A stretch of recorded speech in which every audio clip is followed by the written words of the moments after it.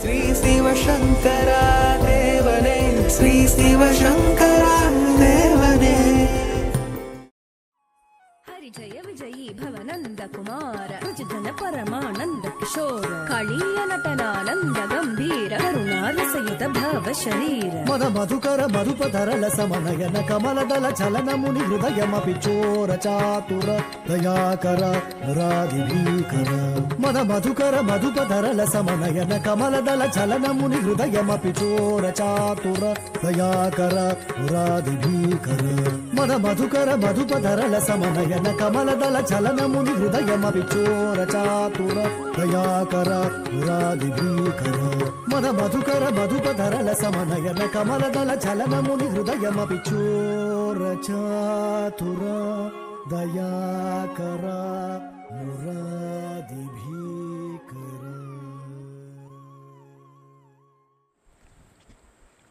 கண்ணன் என்ற பெயரால் காட்டுகின்றான், மாயன் என்ற பெயரால் மறைக்கின்றான். இதுதான் கிருஷ்ணரை பற்றிய டெஃபினிஷன்.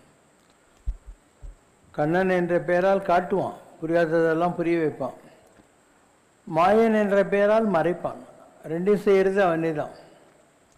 மகாபாரத யுத்தம் ஆல்மோஸ்ட் ஒரு ஃபினிஷிங் டைமுக்கு வந்தாச்சு. அப்போ அஸ்வத்தாமனுக்கு ரொம்ப கோபம் வருது. தன்னுடைய நண்பனாக இருந்த துரியோதனாதிகள் எல்லாரையும் இந்த பஞ்சபாண்டவர்கள் அழித்து விட்டார்களே என்பதற்காக அவங்ககிட்ட இருந்த ஒரு அற்புதமான அஸ்திரம், பிரம்மாஸ்திரம்னு பேர் அதுக்கு, அதை அவன் பஞ்சபாண்டவுடைய குலம் ஃபுல்லாக அழிஞ்சு போகணுங்கிறதுக்காக ஏவி விட்டுறான். அப்போது பஞ்சபாண்டவர்களில் அவங்க வம்சத்தில் யாரெல்லாம் பேரன் பேத்திங்க அவங்க இவங்கெல்லாம் இருந்தாங்களோ அவங்க எல்லாருமே அழிக்கப்படுகிறார்கள். அதே நேரத்தில் அபிமன்யுனுடைய மனைவியாகிய உத்தரனுடைய கர்ப்பத்தில் பரிசித்து இருக்கான். அவனும் கறிக்கட்டையாக வந்து வெளியே விடுறான். ஏன்னா அந்த அஸ்திரம் அவ்வளோ பவர்ஃபுல். ஸோ உத்தரையின் கர்ப்பத்தில் அபிமன்யுனுடைய மகனாக இருந்த பரிசித்து கறிக்கட்டையாக வர்றான். கிருஷ்ணருக்கு ரொம்ப கஷ்டமாகி போகுது. நம்ம எந்த வம்சத்துக்காக இவ்வளோலாம் செஞ்சோமோ அதில் கடைசி சந்ததியும் அழிஞ்சு போகுதுன்னு சொல்லி அவனுக்கு மாத்திரம் எக்ஸம்ஷன் கொடுத்து அவனுக்கு ஒரு உயிர் கொடுத்துட்றாரு, கறிக்கட்டையாக வந்த பரிசுத்துக்கு. ஆனால் கர்மா விடுமா? நல்லா யோசனை பண்ணிப்பான். அவன் ஒரு காட்டில் வேட்டையாட போகிறான். அங்கே ஒரு முனிவர் தவம் பண்ணிக்கிட்டு இருக்கிறாரு. இவன் நான் ராஜா, நான் வந்துக்கிறேன், என்னை மதிக்கலையேன்னு சொல்லிட்டு ஒரு பாம்பை தூக்கி அந்த சாமியார் கழுத்தில் போட்டு இவன் போயிடுறான். இப்போ அந்த சாமியாருடைய மகன் வரான். வந்து என் தந்தையினுடைய கழுத்தில் இந்த பாம்பை போட்டு போனவன் எவனோ அவன் தட்சக பாம்பு, தட்சகன் என்ற பாம்பு கட்சி செத்து போட்டோம் அப்படின்னு சாபம் விட்டுறான். பரிசுத்துக்கு இந்த விஷயம் தெரிஞ்ச உடனே ரொம்ப ரிப்பண்ட் பண்ணுறான். நான் ஏதோ தப்பு பண்ணிட்டேன், இப்போது இந்த மாதிரி அந்த பாம்பு கட்சி சாகணுமே, என்ன பண்ணுறதுன்னு தெரியலையே அப்படின்னு சொல்லிட்டு. இப்போ அவங்களுக்கெல்லாம் யார் ஆரிஜினேட்டிங் பிதாமகர் சுகபிரம்ம ரிஷி, அவர் சொல்கிறார், ஒன்றும் பண்ண முடியாதுப்பா, சாபந்தான், அதனால் வா உக்காரு, நீ போகிற வழிக்கு நான் பகவான் கிருஷ்ணருடைய பிறப்பிலிருந்து இறப்பு வரைக்கும் அவர் செய்த லீலா வினோதங்களை எல்லாம் சொல்கிறேன் அப்படின்னு சொல்லி பாகவதம் சொல்கிறார். சுகபிரம்ம ரிஷி சொன்ன பாகவதம். அதை கேட்டு முடிக்கிற நேரம் வருது. அப்போ சுகர் சொல்கிறாரு, நான் ஒரு பெரிய மனுஷன், நான் இருக்கிற வரைக்கும் அந்த பாம்பு முன்ன கடிக்க முடியாது எனக்குள்ள மரியாதையினால். அதனால் நான் உடம்பு தனியாகவும் ஆத்மாவை தனியாக பிரிஞ்சு ஆத்மாவுக்கு நான் மோட்சம் கொடுத்துட்றேன், உடம்பு மாத்திரம் தனியாக உட்காந்துட்டுருக்கோம், அப்போ அந்த பாம்பு அதனுடைய சபதத்தை நிறைவேற்றுறதுக்காக உன்னை கடிக்கிட்டோம் அப்படின்னு வரும். அப்போது ஆத்மா இல்லாத வெறும் சரீரம் இருக்கிறது பரிசித்தது. அதை இந்த தட்சக பாம்பு கடித்து அவன் இறந்து போயிடுறான். இந்த விஷயம் அவனுடைய மகனாகிய ஜனமே ஜெயனுக்கு தெரிய வருது. எங்கள் அப்பனை கடித்த பாம்புகளே உலகத்தில் இல்லாமல் பண்ணி போடுறேன்னு சொல்லிட்டு அவன் ரொம்ப பெரிய யாகம் ஒன்று வளர்க்குறான். அதுக்கு சர்ப யாகம்னு பேர். அந்த யாகத்தோட பவரில் உலகத்தில் இருக்கிற அத்தனை பாம்புகளும் அந்த நெருப்பில் வந்து பொதுக்குன்னு உழுந்துக்கினே இருக்குது. இப்போ இந்த தட்சகன் இருக்கு இல்லையா, அது இந்திரனுடைய சிம்மாசனத்தை போய் கட்டிக்குது, நம்மளை இந்திரன் காப்பாற்றிடுவான்ட்டு. ஆனால் பவர் ஆஃப் தி யஜ்ஞம் இஸ் ஸோ மச், இந்திரனுடைய சிம்மாசனமே மேலே எழும்புது. இவன் நீ கேடு கேட்டு போன்னு சொல்லிட்டு இந்திரன் வந்து தன்னை காப்பாற்றிக்கிறதுக்காக குச்சிடணும். இவ்வளோ பாம்புகளை சாகரித்த பாவத்தினால ஜனமேஜயனுக்கு உலகத்திலே ரொம்ப மோசமான சொரியாசிஸ்னுவாங்க. சொரியாசிஸ்னா இந்த சதையே மேலே இருக்காது, உள்ளே இருக்கிற தசை எலும்பு இதெல்லாம் அப்படியே இருக்கும். அது மேலே காற்று பட்டாலையும் எரியும், சூரிய வெளிச்சம் பட்டாலையும் எரியும். நரக வேதனை அது. இவன் தவிக்கிறான், என்ன செய்யுதுன்னு தெரியல. அப்போ நாரதர் சொல்கிறாரு, ஒன்றும் பண்ண முடியாது, உங்களுக்கெல்லாம் யார் குருவாக இருந்து இவ்வளோ வருஷம் காப்பாற்றினானோ அந்த கிருஷ்ணன் இப்போ குருவாயூரில் இருக்கான், அவனை தவிர வேறு யாரும் உன்னை காப்பாற்ற முடியாது அப்படின்னு சொல்லி அவன் அங்கேருந்து நேராக குருவாயூருக்கு வந்து அங்கே குருவாயூர்லேருந்து 48 நாள் பூஜை பண்ணின பின்னால் அவனுக்கு வந்து அந்த சொரியாசிஸ் போச்சு. அப்போ கிருஷ்ணர் இருந்தபோதும் பஞ்சபாண்டவர்களை காப்பாற்றினே இருந்தார். இந்த உடலை விட்டு ஒரு சூட்சுமமாக கோயில் சிலைகள் எல்லாம் உட்கார்ந்து கொண்டிருக்கிற காலத்திலையும் அவர் அந்த பஞ்சபாண்டவர்களுடைய வம்சத்தில் இருக்கிறவர்கள் தன்னை நாடி வருகிற போது காப்பாற்றி கொண்டு இருக்காருன்னு அர்த்தம். இது ஒரு tail piece of the story தான் நான் சொல்கிறது. மகாபாரதம் பூராவும் எப்படியெல்லாம் கிருஷ்ணர் அவங்களுக்கெல்லாம் ஹெல்ப் பண்ணாருன்னு சொன்னால் அது பூரா இன்னொரு மகாபாரதம் தான் போயிடும். ஸோ அந்த அளவுக்கு பகவான் ட்ரை பண்ணுறார் பரிசுத்தை காப்பாற்றணுன்றதுக்கு தான். நான் கரிகட்டியாக போனவனையும் காப்பாற்றினார். ஆனால் அவனுடைய விதி விடுதா பார்த்தியா? ஏன்? கர்மா என்பது 7 தலைமுறைக்கு வரும். அபிமன்யு எவ்வளோ பெரிய ஆள், ஆனால் அந்த அபிமன்யு ஏன் சக்கர வியூகத்துக்குள்ளே போய் மாட்டிக்கிட்டு சாகுறான்? அவனுக்கும் கர்மா, அந்த தோஷம் இருக்குது, அதனால் சக்கர வியூகத்தில் போய் மாட்டின்னு செத்தான்.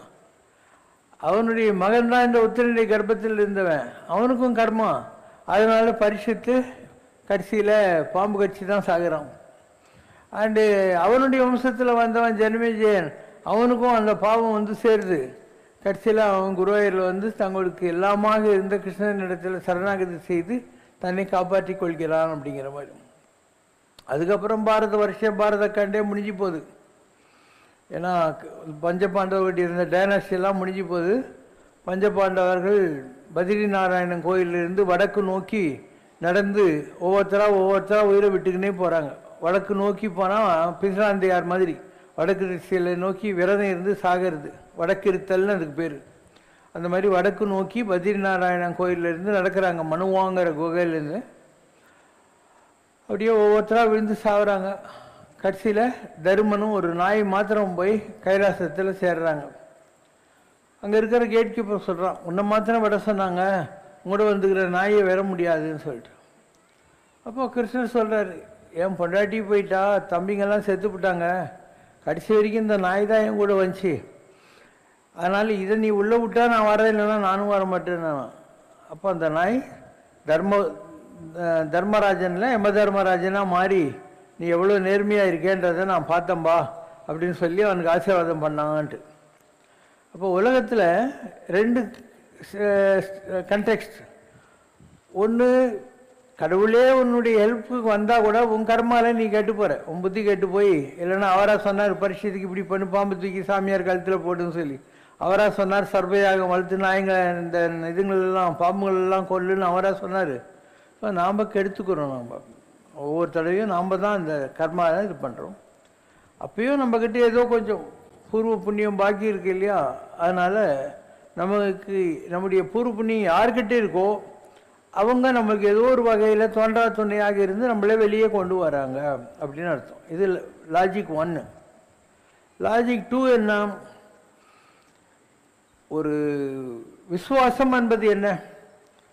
பஞ்சபாண்டவர்களே எல்லாரும் போயிட்டாங்க, இருந்தாலும் தன்னை நம்பி வந்த நாய்க்கு நீ உள்ள விடலைன்னா கைலாசத்தில் நானே உள்ளே வர மாட்டேன்னு சொன்னேன் இல்லையா, இது சரணாகத ரட்சகன்னு பேர். தன்னை சரணடைந்தாரை காப்பாற்றுவதுன்னு அர்த்தம். இது ராமரும் செஞ்சார். ராமர் தன்னை யாரெல்லாம் சரணாகதி செய்தார்களோ அவங்களுக்கு எல்லாருக்கும் ஏதோ ஒரு வகையில் காப்பாற்றிக்கிட்டே வந்தார். இப்போ அவர் ஒரு இடத்துல ராமர் சொல்கிறார், அருளே நாயின் ஆண்மை என்னாம் அறம் என்னாம்னுவார். என்னோட யார் சரணாகதி பண்ணானோ அவனை நான் காப்பாற்றலன்னு சொன்னான், நான் ஆம்பளையாக இருந்து என்ன பிரியணும், தர்மமாக இருந்து என்ன பிரயோஜனம் உலகில அப்படிங்கிற வார்த்தையை பயன்படுத்துகிறார். அண்டி வருவோர்க்கு அருளியன் ஆயின் அறமென்னாம் ஆண்மையன்னாம். இப்போ இந்த உலகத்தில் வருகிற பகவானுடைய சொரூபங்கள் ஆகட்டும், அந்த பகவானை யாசித்து இந்த உலகத்தில் மக்களுக்கு தொண்டு செய்ய வருகிற மிகப்பெரிய மகனியர்கள் ஆகட்டும், அவங்கெல்லாம் இதை தான் செய்கிறாங்க. ஏதோ ஒரு வகையில் உங்ககிட்ட கொஞ்சமாவது பூர்வ புண்ணியம் இருந்தால் அவங்க உங்களுக்கு ஹெல்ப் பண்ணுறதுக்கு முயற்சி செய்கிறாங்க. நான் இதுக்கு முன்ன கூட சொல்லியிருக்கேன். காஞ்சி மகாபெரியவர் கர்னூல் பக்கம் போயின்னு இருக்காரு, மழை பெய்யுது. ஒரு மண்டபத்துக்குள்ளே போய் ஒதுங்குறாரு. கண்ணை திறந்து பார்த்தா அந்த ஊரில் இருக்கிற 1000-2000 ஜனங்களும் தரையில் சாஷ்டாங்கமாக படுத்துக்கிட்டு இருக்காங்க. இவர் என்னன்றாரு, எங்கள் ஊருக்குள்ளே நீங்கள் வந்தால் தான் நாங்கள்லாம் எழுவோன்றாங்க. விசிரிச்சுக்கிட்டு சரி நான் வரேன் அப்படிங்கிறார். அவங்க அர்ஜென்ட்டாக ஊருக்குள்ளே போய் ஒரு ஸ்கூலை க்ளீன் பண்ணி இவர் தங்கறதுக்கு பூஜை பண்ணுறதுக்கெல்லாம் வசதி பண்ணி கொடுக்குறாங்க. இவருக்கு அந்த பக்தி பார்த்து ரொம்ப சந்தோஷமாயிடுது. நான் 2 வாரம் உங்கள் ஊரில் இருக்கேன் அப்படின்னு. அந்த மாதிரி ப்ரோக்ராம்லேயும் இல்லை, 2 வாரம் இருக்கிறேன்னு. மடத்து மேனேஜர் ஊர்க்காரங்களை கூப்பிட்றாரு. இந்த மாதிரி 3 இலை இருக்கிற வில்வத்தை காட்டி, இதுதான் பெரியவர் பூஜைக்கு யூஸ் பண்ணுறது, அதனால் நீங்கள் கொண்டாந்துருங்க, நாளைக்கு காலையில் பூஜைக்கு தேவை அப்படின்னு. ஊர்க்காரங்க தேடி பார்க்குறாங்க, அவங்களுக்கு எங்கேயும் வில்வம் கிடைக்கவே இல்லை. 9வது 10வது இன்றைக்கி எப்போ பூஜை பண்ணுவார் பெரியவர், வில்வம் வரலன்னா பண்ண மாட்டார் அப்படின்னு எல்லாம் பயந்துனே இருக்காங்க. அப்போ ஒரு அழுக்கான பையன் பரட்ட தலையோட ஒரு கூட நிறைய வில்வத்தை கொண்டாந்து ஒரு மரத்தில் வச்சுட்டு ஓடி போகிறான். இவங்க அந்த வில்வத்தை கொண்டாந்து கொடுக்குறாங்க. அதை வச்சு பூஜை பண்ணி யாருக்குமே வில்வம் கிடைக்கல, இவன் இந்த பையன் சொல்கிறீங்களா அவனுக்கு மாத்திரம் எங்கே கிடச்சிதான் அவனை கூட்டு வாங்கன்றார். இவங்க போய் அந்த பையனை குளிப்பாட்டி அவனுக்கு வேறு வேஷ்டி துண்டெல்லாம் கொடுத்து கூட்டுன்னு வராங்க. மாபெரியவர் சொல்கிறார், அப்பா உன் பேர் என்ன அப்படிங்க. என் பேர் புரந்தரன். ரொம்ப நல்ல பேராச்சே, பன்றிநாதனுடைய இதாச்சே, இது பக்தர்களுக்கு வைக்கிறதாச்சே, உனக்கு யார் வச்சாங்கப்பான்னு. அப்போ அவன் சொல்கிறான், எங்கள் அப்பா தான் வச்சார், அவருக்கு இந்த பாகவத கதையெல்லாம் ரொம்ப நல்லா தெரியும், அதனால எனக்கு புரந்தரன் பேர் வச்சார். சரி, இவங்களுக்கெல்லாம் வில்வம் கிடைக்கல, உனக்கு எப்படிப்பா கிடைச்சதுன்றார். நானும் எங்கள் அப்பாவும் மதுரைக்காரங்க, இந்த ஜமீன்தார்கிட்ட வேலை செய்கிறோம். மாடு மேய்க்கிறதுக்கு போகிற போது எங்கள் அப்பா வந்து பாடுறா, இதை பார்த்து வச்சுக்கோ, இதுதான் வில்வம், பெரிய பெரிய ஐயருங்க சாமியாருங்கெல்லாம் இதை பூஜை பண்ணுவாங்களான்னு காட்டினாரு. உங்கள் மருத்துவ மேனேஜர் காட்டின உடனே எனக்கு ஞாபகம் வந்துடுச்சு, அதனால் நான் அந்த இடத்துல போனேன். ஏன் அவ்வளோ லேட்டாக வந்தேன்? இந்த 10 மைல் போய் கொண்டாடணும் இல்லைங்களா, அதுக்கு தான் லேட் ஆகுது அப்படின்னா. அது சரி, நீ ஏன் ஓடி ஒழிஞ்சிக்கின்னுட்டு. அப்போது அவன் சொல்கிறான், நான் அழுக்காக இருக்கிறீங்க, நீங்கள் ஒரு வேளை இந்த மாதிரி அழுக்காக இருக்கிறான் ஒரு அபிஷ்ட் பையன், இவன் கொடுத்த வெல்வம் வேணான்னு சொல்லி விட்டிங்கன்னா உங்கள் பூஜை கெட்டு போகும் பாருங்கள், அதுக்கு தான் நான் வெல்வத்தை வச்சுட்டு ஓடி போட்டான்னு. அவர் சிரிச்சுக்கிட்டு, சரி உனக்கு என்ன வேணும் அப்படிங்கிற. சாமி அப்படிலாம் ஒன்றும் கேட்காதீங்க சாமின்றான். இவர் ஏம்பான்றாரு. எங்கள் அப்பா சொல்லியிருக்காரு, எந்த மகானை பார்த்தாலும் அவங்ககிட்ட எனக்கு இது வேணும் அது வேணும்னு கேட்கக்கூடாதுன்னு சொல்லிக்கிறார் சாமி, எனக்கு ஒன்றும் அந்த மாதிரி கேட்க மாட்டேன் அப்படின்னு. இல்லைப்பா ஏதாவது கேளுன்றார். சரி சாமி, 2 விஷயம், ஒன்று நான் இப்போ கேட்பேன், இன்னொன்று நீங்கள் எங்கள் ஊர் விட்டு போகிற அன்றைக்கி தான் கேட்பேன் அப்படின்னு. சரிப்பான்றார். டெய்லி எங்கள் அப்பா எனக்கு கற்றுக் கொடுத்துருக்காரு நிறைய புராண கதைங்க பாட்டுங்கள்லாம், அதெல்லாம் உங்கள்கிட்ட நான் வந்து பாடணும் அப்படின்னு. அவர் சரிப்பா, டெய்லி 3 மணிக்கு நான் ஃப்ரீயாக இருப்பேன், என்கிட்ட வந்துடுன்னார். டெய்லி 3 மணிக்கு அவன் குளிச்சுட்டு வந்து சாமிக்கிட்ட பழைய கதை அவங்க அப்பா கற்றுக்கிறதெல்லாம் சொல்லின்னே இருப்பான், தப்பாக சொல்லுவான். சரி, அதை கேட்டுன்னு பொறுமையாக அங்கங்கே கரெக்ஷன் எல்லாம் பண்ணிக்கிட்டே இருப்பார். இப்படி 5 நாள் ஓடிடுது. 5வது நாள் அவனை கூப்பிடுங்க, நம்ம ஊரை விட்டு கிளம்புற நேரம் வந்துச்சுன்னா, அவன் ஒரு மரத்தை கட்டிக்கின்னு அழுதுன்னு இருக்கான். உன்னை பெரியவர் கூப்பிடுறாங்கன்னு. பெரியவர் என்ன வேணுன்றார். எங்கள் அப்பா சொன்னார், என்னைக்கானா ஒரு நாளைக்கு பெரிய சாமியார் நீ யார் ஏன்னா பாப்படா, அவர்கிட்ட உனக்கு மோட்சம் வேணும்னு மாத்திரம் கேள்றா அப்படின்னா. அதனால் எனக்கு மோட்சம் கொடுத்துரு சாமின்னா. எனக்கு மோட்சம்னா என்னன்னு தெரியாது, மோட்சம் கொடுத்துரு சாமின்னு. பெரியவர் அந்த ஜமீன்தாரை கூப்பிட்றாரு, இந்த பையனுக்கு எது வேணாலையும் எனக்கு காஞ்சி மடத்துக்கு டெலிகிராம் அனுப்புங்க அப்படின்னு. அவர் ஊரெலாம் சுற்றிட்டு காஞ்சிபுரத்துக்கு வந்துடுறாரு. இப்படி ஒரு 10 வருஷம் ஓடுது. திடீர்னு ஒரு நாள் பெரியவர் மடத்துலேருந்து கிடு நடந்து காஞ்சி காமாட்சி அம்மன் கோயிலில் போய் குளம்ல அதில் சங்கல்ப ஸ்நானன்னுவாங்க, மூக்கு பிடிச்சின்னு தண்ணிக்குள்ளே போகிறது. இப்படி ஒவ்வொரு தடவையும் பண்ணிகிட்டே இருக்கிறார் 7-8 தடவை. அப்போ மடத்து மேனேஜர் வர்றார். கர்னூர்லேருந்து ஒரு டெலிகிராம் வந்து இருக்குதுங்க, யாரோ புரந்தரன்னு ஒரு பையனா, அவன் இப்போ தவறிட்டானா அப்படின்னு வர்ற. இவர் எனக்கு தெரியும், அப்படின்ட்டு அவரே சொல்கிறார். இவ்வளோ பெரிய உலகத்தில் என்கிட்ட அவன் வந்து கல்யாணம், குழந்தை, குட்டி, புந்தி, அல்வா, வீடு, வாசல், ஸ்கூட்டர் தான் கேட்குறான். ஒரு கள்ளம் கபடம் இல்லாத ஒரு மாடு மேய்க்கிற பையன் மோட்சம் கேட்டான். நான் அவனுக்கு மோட்சம் கொடுக்கணும், ஏன்னா அவன் இறக்குறான்னு எனக்கு தெரியும். அதுக்காக அம்பாள் கிட்ட கேட்டால் அவன் சொன்னான், அவனுக்கு இன்னும் 7-8 ஜென்மம் இருக்குப்பா, இப்போத்துக்கு மோட்சம் கொடுக்க முடியாதுன்னு. அப்போ அவர் சொல்கிறாரு, இவ்வளோ பெரிய உலகத்தில் அவன் ஒருத்தன் தான் என்கிட்ட கேட்டான், அதனால் நான் அவனுக்காக சங்கல்ப ஸ்நானம் செய்கிறேன். சங்கல்ப ஸ்நானம்னா ஒரே ஒரு பர்டிகுலர் பிழையை வச்சுக்கிட்டு குளிக்கிறது. அவன் பாவமெல்லாம் போகிறதுக்காக நான் அவனுக்காக குளிக்கிறேன் அப்படின்னு சொல்லிட்டு இது பண்ணேன் அப்படின்னு சொல்கிறாரு. அப்போ எவ்வளோ பெரிய நிலைகளில் மகான்கள் இருக்காங்க. ஆனால் அப்படிப்பட்ட மகான்களை யூஸ் பண்ணுறதுக்கு நம்மக்கிட்ட தகுதி இருக்கா? நீங்கள் சொல்லுவாங்க. அந்த புரந்தரனுக்கு இருந்த அந்த பக்குவம், இதை தான் கேட்கணும், வேறு எதுவும் கேட்கக்கூடாதுன்ட்டு, இல்லை எனக்கு தெரிஞ்ச ஆன்மீக விஷயங்களை உங்ககிட்ட நான் சொல்லணுங்கிற மாதிரியான ஒரு உத்தமமான எண்ணங்கள் மனிதர்களுக்கு வர்றதே கிடையாது. அதனால் இந்த 2 கதை உங்களுக்கு நான் சொல்கிறதோட காரணம்னா, தர்மபுத்திரன் தன்னை நம்பி வந்த நாய்க்கு கூட வந்து கைலாசத்துக்கு கூட்டின்னு போகிறதுக்காக ஹெல்ப் பண்ண மாதிரி மகான்கள் அவங்கள யார் நிஜமாக நம்புகிறாங்களோ அவங்களெல்லாம் தாங்கள் போகிற கைலாசத்துக்கோ, வைகுண்டத்துக்கோ, பெத்லகேமுக்கோ, மெக்காவுக்கோ, மெதினாக்கோ எங்கேயோ கூப்பிட்டு போவாங்க. அதுக்குள்ளே தகுதி, கருணை அவங்கக்கிட்ட இருக்குது. ஆனால் உங்களுக்கு அந்த நாயை போல் விடாத நம்பிக்கையோடு இருக்கக்கூடிய அந்த கிராட்டிடியூடு, அந்த பிடிவாதம் இருக்கணும். இது ஒரு பாயிண்ட்டு. 2வது, ஒரு ஏழை பையன் எதுவுமே வேணாம், எனக்கு மோட்சம்தான் வேணும்னு கேட்டார் இல்லையா, அந்த மாதிரி நம்ம சின்ன சின்ன விஷயத்தெல்லாம் கடவுளுக்கு கேட்டுக்கிறோம். ஒரு வீடு கட்டுறது, ஒரு கல்யாணம், ஒரு குழந்தை பெற்றுக்கிறது, ஒரு பிளாட்டு வாங்குறது, இந்த மாதிரி சில்லற விஷயங்களை தான் கடவுள்கிட்ட கேட்டுன்னு இருக்கோம். பெரிய விஷயம் எதுவுமே கடவுள்கிட்ட கேட்கவே இல்லை ஜனங்க இல்லையா.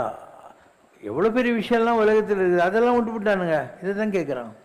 இப்போ வெள்ளத்து அணையது மலர் நீட்டம், மாந்தரதம் உள்ளத்து அணையது உயர்வு.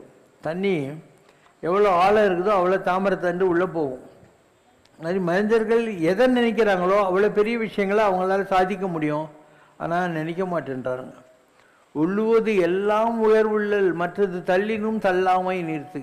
நினைக்கிறது பெருசாக நடந்தால் நடக்குது, நடக்கலைன்னா உனக்கு என்ன நஷ்டம் அப்படிங்கிறது இது. அதனால் நம்ம எப்பயுமே மிகப்பெரிய விஷயங்களை நினைக்கணும். இந்த சின்ன சின்ன மூக்குப்பொடி, வெத்தலை பாக்கு விவகாரம்லாம் வந்து கடவுளுக்கே தெரியும். அவர் நீ கேட்டாலையும் இல்லைனாலையும் உனக்கு கொடுப்பாரு.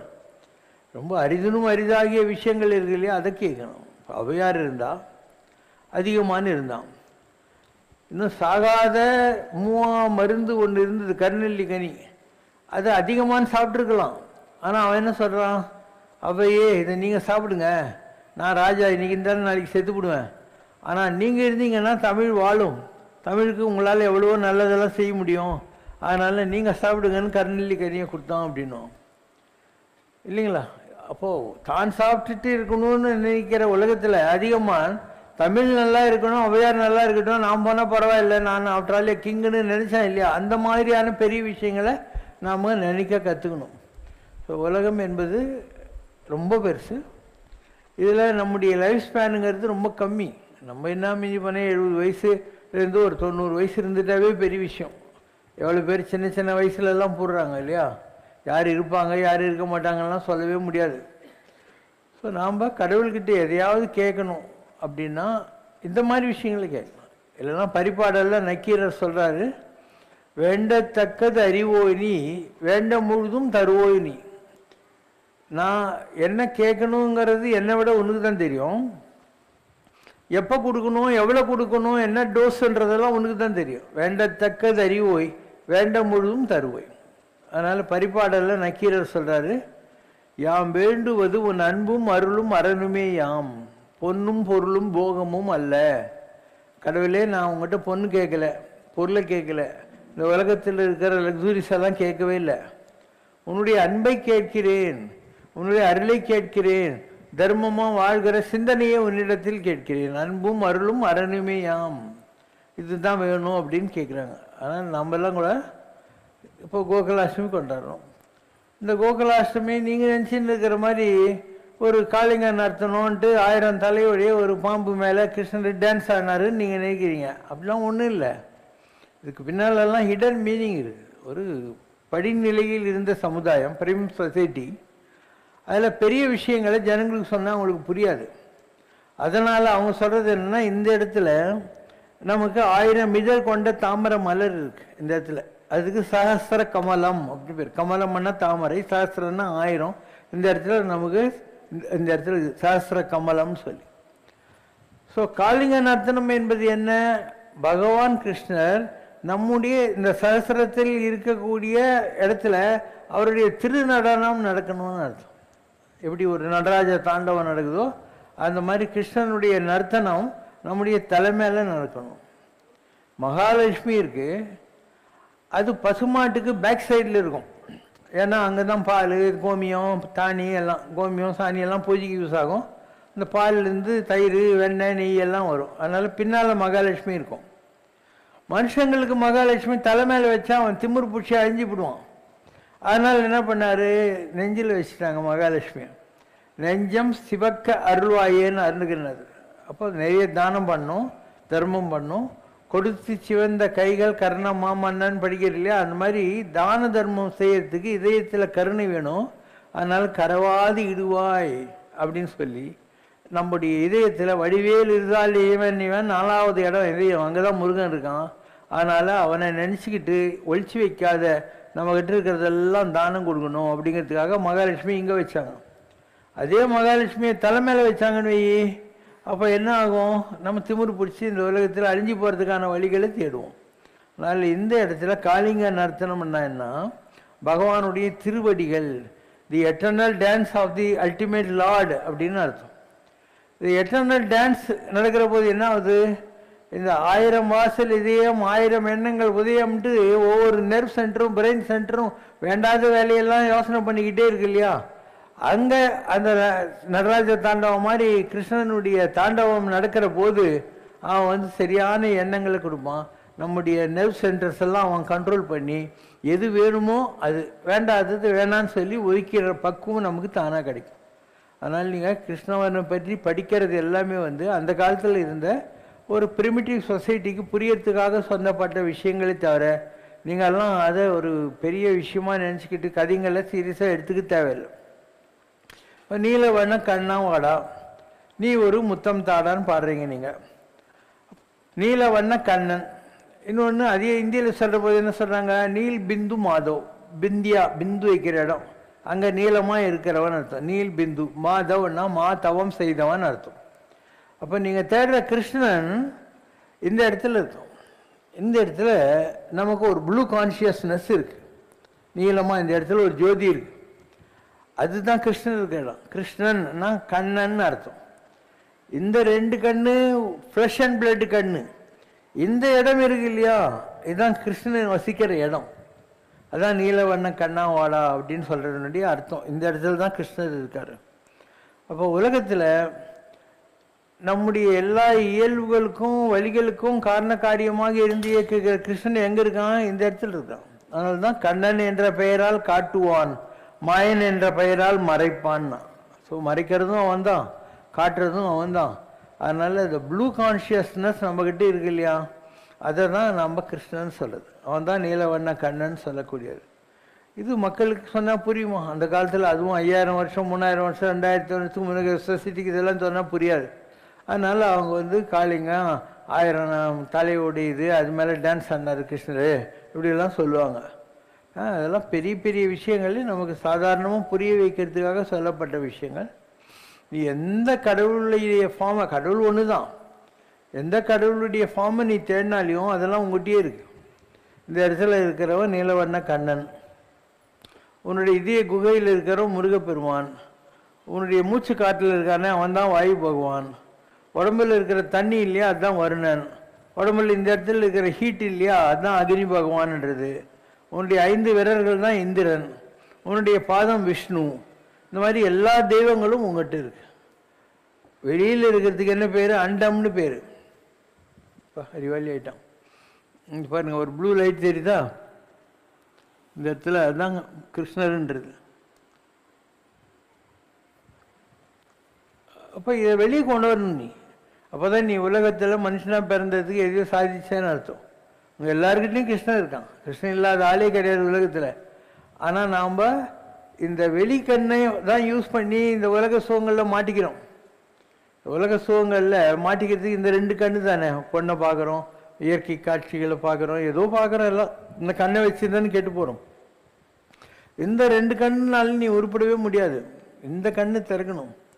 இது உனக்கு என்னைக்கு தெரியுதோ அப்போ காணாத காட்சியெல்லாம் கிடைக்கும். அதனால தான் வள்ளலார் சொல்லுவார், ஆணி பொன்னம்பலத்தே நான் கண்ட காட்சி அற்புத காட்சியடி, ஜோதி மலை உண்டாச்சுதடி. ஜோதியில் ஒரு மலையை பார்த்தேன் அப்படிங்கிற வார்த்தையை பயன்படுத்துவார்.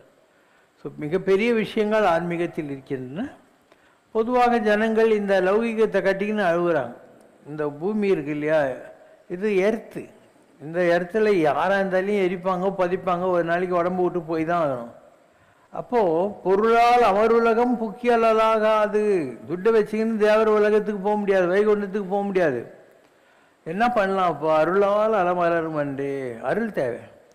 பொருள் இல்லாருக்கு இவ்வுலகம் இல்லை, அருள் இல்லாருக்கு அவ்வுலகம் இல்லை. அதனால் அருள் இருந்தால் தான் அங்கே போய் நீ ஷைன் பண்ண முடியும். இந்த உலகத்தில் ஓகே, துட்டு எல்லாருக்கிட்டையும் தான் இருக்குது. அதனால் பொருள் ஒரு பெரிய விஷயம் இல்லை. பொருளால் அமருலகம் புக்கியலாகாது, அருளால் அலமலரும் அன்றே. அருளை வச்சுக்கிட்டு தான் அங்கே போக முடியும். அதனால் நாம் தேட வேண்டியது அந்த விஷயத்தை. அருளுக்கு என்ன செய்யணுங்கிற மாதிரி நம்ம தேடணும். அப்போ அந்த அருளை தேடுவதற்கு கடவுள் தான் வழி. ஏன்னா இந்த உலகத்தில் இருக்கிற எந்த பொருளையும் எடுத்துன்னு போக முடியாது. காதற்ற ஊசியும் வாராது காணும் கடைவெளிக்கு. ஒரு வஞ்சி போன ஊசி கூட இங்கேருந்து செத்து போன பின்னால் எடுத்துன்னு போக முடியாது. யாராக இருந்தாலையும் எல்லாம் பூமியில் விட்டு தான் போகணும், வெறுங்கையோடு தான் போகணும்.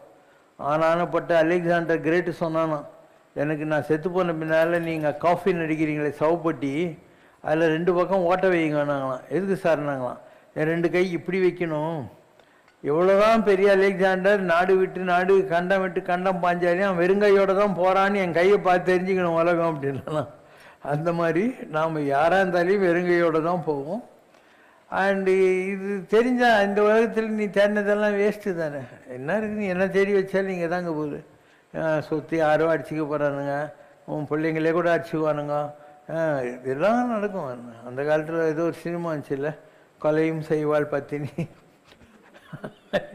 என்ன வேணால் நடக்கலாம். அதனால் இந்த உலகத்தை பற்றி நீ கவலைப்படக்கூடாது. உனக்கு உள்ளது தானே வரும். இந்த உலகத்தில் உனக்கு தலையில் என்ன எழுதி வச்சுருக்காங்களோ அது கட்டாயம் கிடச்சிடும். தேடினாலையும் கிடைக்கும், தேடலைனாலையும் கிடைக்கும். நம்ம தேட வேண்டியது அந்த உலகத்துக்குள்ள வசதிகளை தேடணும். அதனால் நம்முடைய தேவாரம், திருவாசகம் இதிலெல்லாம் இப்போதைக்கு சொல்லி வைத்தேன்னு ஆழ்வார் சொல்றார். அந்த நாளில் என்ன வேணா எனக்கு வேணுமோ தெரியல, நான் வியாதியில் படுத்துன்னு லொக்குன்னு இருமின்னு இருப்பேன், என்னை கொண்டு போய் வீட்டில் ஒரு கிழிஞ்ச பாயில் படுக்க போட்டு இந்த கிளத்துக்கு எது கட்டலுன்னு சொல்லிவிடுவாங்க. எவர் சிலர் தட்டி வணிக்கிறதுக்குன்னு ஒரு அலுமினிய தட்டை கொண்டாந்து கொடுத்துருவாங்க.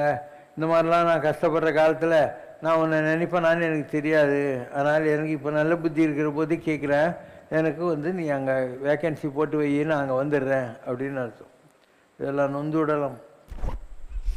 நொந்துடலும் கிழமாகி தளர்ந்த பின் நோயினால் நடுங்கிடும் போது, ஜீவநாடிகள் நைந்திடும் போது மனம் எண்ணிடுமோ தெரியாது. இன்று சிந்தைக்க சிந்துரை கூவுகின்றேன், அருள் செய்திடுவாய் ஹரிநாராயணா. நாராயணா சத்யநாராயணா ஸ்ரீமன் நாராயணா ஹரிநாராயணா. நீடு கபம் குழையீழை நெருக்கியன். இதெல்லாம் எவ்வளோ நல்ல பாட்டுங்க பாருங்க இல்லையா. எல்லாம் இதுலேயே இருக்குது, பெரிய பெரிய பாட்டுங்கள்லாம் இருக்குது. இதெல்லாம் யாரும் கேட்குறாங்க இந்த காலத்தில்? அவங்க எப்போ பாரு காதில் ஒரு இயர்ஃபோன் மாட்டிக்கின்னுட்டு சினிமா பாட்டு கேட்டுனுக்குறாங்க. அண்டு இல்லைன்னா ஃபோன் பேசினேக்கிறாங்க, பேசுறதையே திருப்பி பேசின்னு உட்காந்து இருக்காங்க. இந்த மாதிரி நல்ல விஷயங்கள் நம்மக்கிட்ட நம்ம பெரியவங்கெல்லாம் கொடுத்தது எவ்வளோ இருக்குது. இதெல்லாம் நமக்கு நாட்டமே இல்லை. அதே மாதிரி கடவுள்கிட்ட சொல்கிறாங்க, கடவுளே நான் இப்போ பண்ணிட்டு இருக்கிற பூஜை புனஸ்காரம் இதெல்லாம் நான் அவங்ககிட்ட வரேன் இல்லையா, அது கட்டு சாதம். இப்போ நீங்கள் டெல்லிக்கு பாம்பேக்கு போகிற அப்போ ட்ரெயினில் மிளகாப்பொடி இட்லி, அதுக்கப்புறம் கொஞ்சம் புளி சாதம் தயிர் சாதம்லாம் கட்டிக்கின்னு போகிறியா இல்லையா. அந்த மாதிரி கடவுளே நான் உங்கள்கிட்ட வர்றதுக்காக இப்பயே நான் கட்டு சாதம் ரெடி பண்ணிட்டேன். அதான் நான் பண்ணுற தீர்த்த யாத்திரை, நான் பண்ணுற பூஜை, நான் பாடுற பாட்டு புனஸ்காரம் இதெல்லாம் பொதிசோறு கண்டாய் அப்படின்னு சொல்லி தேவாரத்தில் ஒரு வார்த்தை வரும். அதுக்காக தான் இதெல்லாம் ரெடி பண்ணிகிட்ருக்கிறேன் அப்படின்னு சொல்லி. அதனால் நம்ம ஒவ்வொரு நாளும் தூங்க போகிற போது நினச்சிக்கணும், ஒரு ஸ்டாக் ரிவ்யூ. இன்றைக்கி நான் எவ்வளோ நேரம் கடவுளை நினச்சேன், கடவுளுக்கு எவ்வளோ க்ளோஸ் ஆகிருக்கேன், நேற்றுக்கு இன்றைக்கி நான் கடவுள்கிட்ட எவ்வளோ நெருங்கியிருக்கேன் அப்படிங்கிற ஒரு குவாலிட்டி கண்ட்ரோல், இன்வென்ட்ரி கண்ட்ரோல் எடுக்கிறது தான் வாழ்க்கை என்பது. உறங்குவது போலும் சாக்காடு, உறங்கி விழிப்பது போலும் பிறப்பு. தூங்கினாக்கா செத்து போட்டுன்னு அர்த்தம், காலையில் எழுந்திரிச்சிட்டா பொழைச்சிக்கணும்னு அர்த்தம். கடவுள் இன்னொரு நாளில் கொடுத்துட்டோம் நமக்கு உருப்படுறதுக்குன்னு அர்த்தம். அதனால் ஒவ்வொரு நாளும் நம்ம என்ன தான் ஸ்பிரிச்சுவலாக ப்ரோக்ரெஸ் பண்ணியிருக்கோங்கணும். இது ரோட்டில் சாக்கடா கடையிலையும் சாராய கடையிலையும் எங்கேயோ உருண்டு கிடக்கிறவங்ககிட்ட போய் இதை நான் சொன்னால் அவன் கேட்பானா? உங்கள்கிட்ட தான் சொல்லலாம், ஏன்னா இவ்வளோ தூரம் ஒரு கோயிலுக்கு வந்துக்கிறேன், அதனால் உனக்கு நான் நல்ல விஷயம் சொல்லணுன்றதுக்காக இதெல்லாம் நம்ம சொல்லணும். நீ தான் ஓரளவாவது கேட்ப, வெளியே இருக்கவங்க எங்கே கேட்க போகிறேன், இவனுக்கு வேறு வேலை இல்லைறாங்க இல்லையா? உலகத்தில் அதுதானே இன்றைக்கி நடக்குது. 100க்கு 10 பேர் சாமி கும்பிட்றவன், 90 பேர் சாமியெல்லாம் கும்பிட்றதில்ல. இந்த 10 பேரும் பிரிஞ்சிருக்கானுங்க. முஸ்லீமு, கிறிஸ்டியனு, இஸ்லாமு, ஒவ்வொரு மதத்துலேயும் வேறு பிரிஞ்சிருக்கானுங்க. புத்த மதம், அதில் ஹினாயான புத்த மதம், மகாயான புத்த மதம். ஜெயினில் வந்து ஸ்வேதாம்பர ஜெயினு, திகம்பர ஜெயினு. இந்து மதத்தில் சைவம், வைஷ்ணவம், மாத்துவம் இந்த மாதிரிலாம் இருக்குது. கிறிஸ்டியன்ஸில் ப்ராட்டஸ்டண்ட்டு, பெந்தகோஸ்து, கேத்தலிக்கு இந்த மாதிரி பிரிஞ்சிருக்காங்க. முஸ்லீம்ஸில் சன்னி முஸ்லீம், ஷியா முஸ்லீம் எல்லாங்கிறானுங்க. ஸோ கும்பிடுற 10 பேரே இப்படி தான் இருக்கான். ஒரு மதத்தில் இல்லை, எல்லா மதத்திலும் இருக்கான். இத்தனைக்கும் அந்த மதத்தில் இருக்கிறவனும் பக்தன் தான். நீ வந்து இன்னும் வெள்ளிக்கிழமைக்கு பெரிய கோயிலுக்கு போனால் விசேஷம். ஆனால் பாய்ங்கெல்லாம் வந்து கட்டாயம் வெள்ளிக்கிழமை போவான், மற்ற நாளில் கூட 5 வேளை தொழணுன்னு இருக்குது.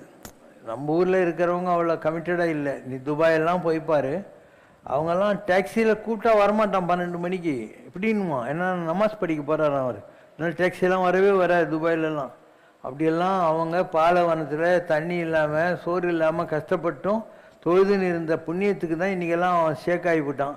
அவங்ககிட்ட நீங்கள்லாம் போய் வேலை செஞ்சுருக்கிறீங்க கை கட்டிக்கிட்டு துபாயில், அவங்ககிட்ட பணம் கட்டி நீங்கள்லாம் வேலைக்கு சேர்ந்து கார்டு கிடைக்குமோ, சிட்டிசன்ஷிப் கிடைக்குமான்னு அஞ்சுன்னு இருக்கிறீங்க.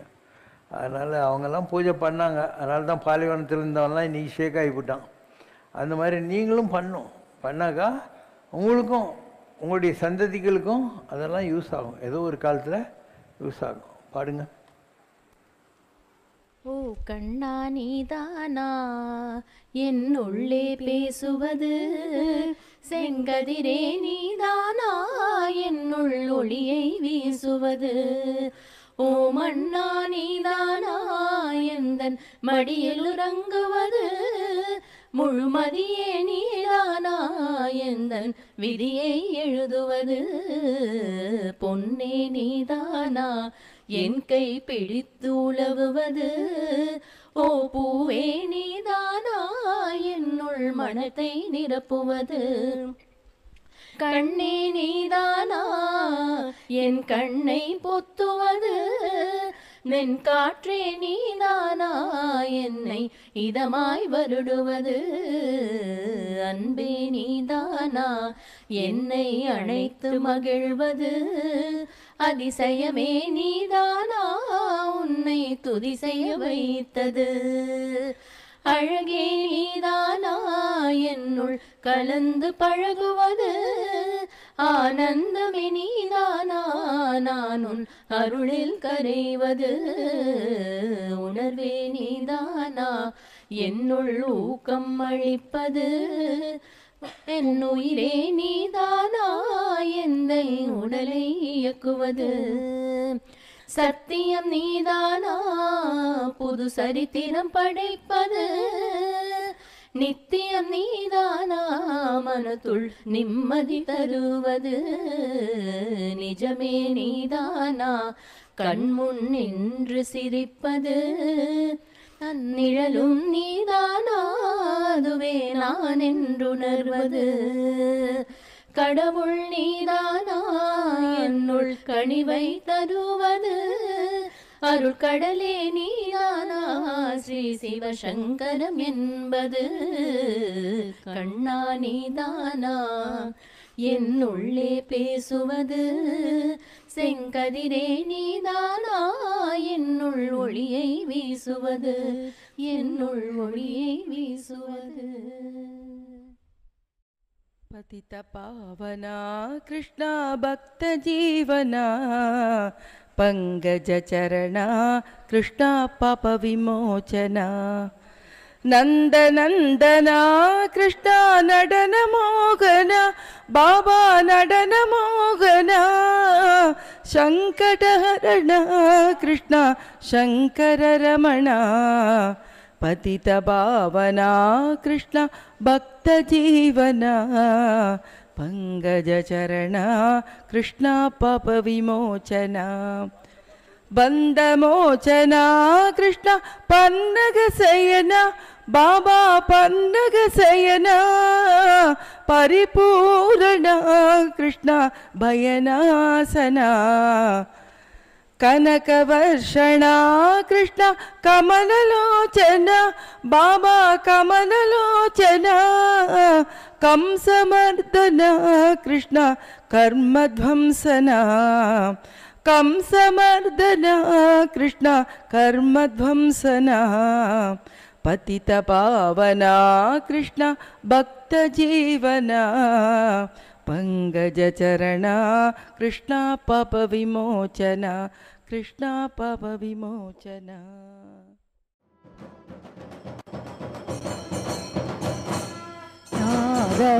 नादबिन्दुकलादी नमो नमः वेदमन्त्रस्वरूपा नमो नमः ज्ञानपण्डितस्वामी नमो नमः बेहुकोडी दीपमङ्गलज्योति नमो नमः तूयम्बललीला नमो नमः देवकुञ्जरि नमो नमः अरुळ्ताराय वीरलुं परकोलाल पूजयं मोदलं जुदयासारमेदियं वीरमुं गुरुश्रीपादसेवयं मरवाद वेदलं पुगழ் காவேரியார் விளை சோழமண்டல மீதே மனோகர ராஜகம் வீர நாடாளும் நாயக வயலூரா ஆதியந்த புலாவாசு பாடிய சேர பொங்குவை காவுன நாடதே ஆவினன் குடி வாழ்வான தேவர்கள் பெருமாளே ओम जय शिव शंकर रे स्वामी जगत परिपालक रे आदि शंकर अवतारा अनाथ रक्षक रे ओम जय शिव शंकर रे அன்னையும் தந்தையும் நீரென்றறிந்தும் அன்பில் நனைகின்றோம் ஆசானும் இறையாகிய தேவா நின்னடி பணிகின்றோம் ஓம் ஜெய் சிவசங்கரரே நாராயண நாராயண ஓம் சத்யநாராயண நாராயண நாராயண ஓம் நாராயண நாராயண ஓம் சத்யநாராயண நாராயண ஓம் சத்யநாராயண நாராயண ஓம் ஓம் ஜெய் சிவசங்கரரே குறை ஒன்றுமில்லை மறைமூர்த்தி கண்ணா குறை ஒன்றும் இல்லை கண்ணா குறை ஒன்றுமில்லை கோவிந்தா